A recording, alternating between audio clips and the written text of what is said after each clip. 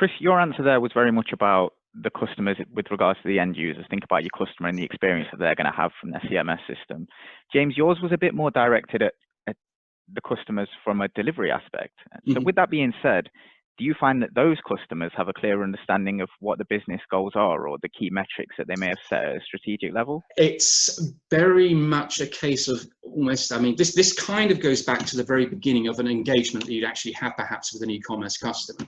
A lot of complaints, endlessly reported, you see it everywhere across LinkedIn or whatever, is that the actual message or the vision or the strategy, by the time it reaches teams that have to, deliver this particular thing, it's kind of been lost. What they have to do, it becomes a function. It's kind of a job. They're not bought into what the business has at a high level.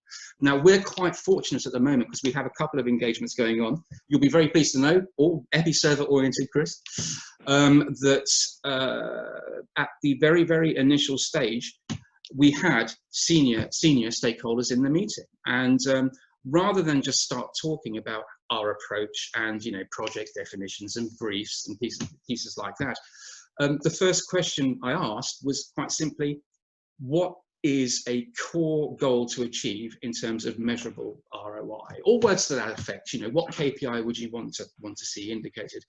And both times we just got a very, very simple figure and a very, very simple statistic based on, they're both B2B customers, I should point out, so they have a very good understanding as to how their trade customer base buys.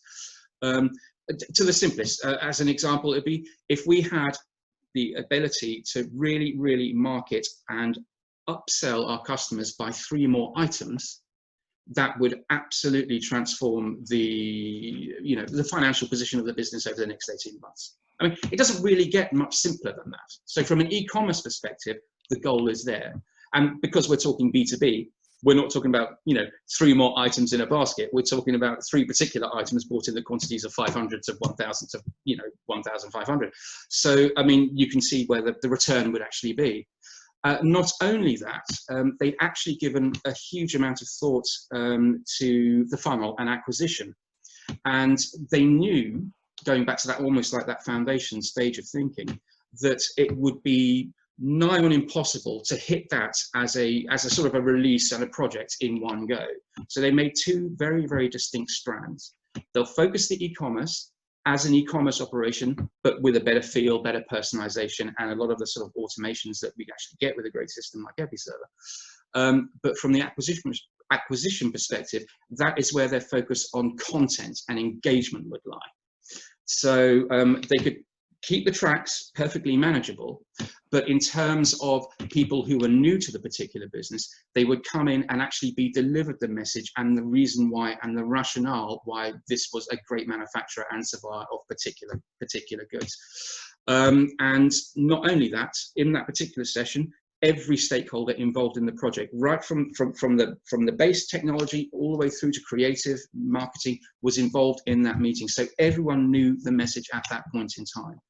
And it makes it, for someone like me who comes from a very much a digital product background, it makes it very, very exciting when the UX team are doing what they're meant to be doing. They haven't gone off on a creative, junket. They are absolutely on track with what we had to deliver to them in terms of a working system. And frankly, it's quite a nice change sometimes. I think to follow up on that, I think absolutely that's a real good blueprint for what companies should be doing. I think a lot of the time we find when we get into these situations, the people obviously either using the system aren't necessarily the ones that bought it.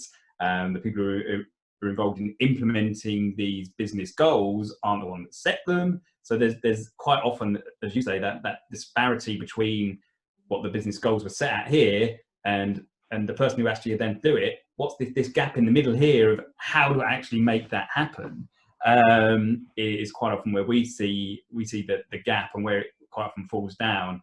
And you say people like Columbus obviously can take companies through that journey of helping what the Episerver platform can deliver to achieve these goals and marrying it to what the people are actually going to be using the system to help them actually get there. And I think that's where the synergy between our 2 organizations is hugely essential.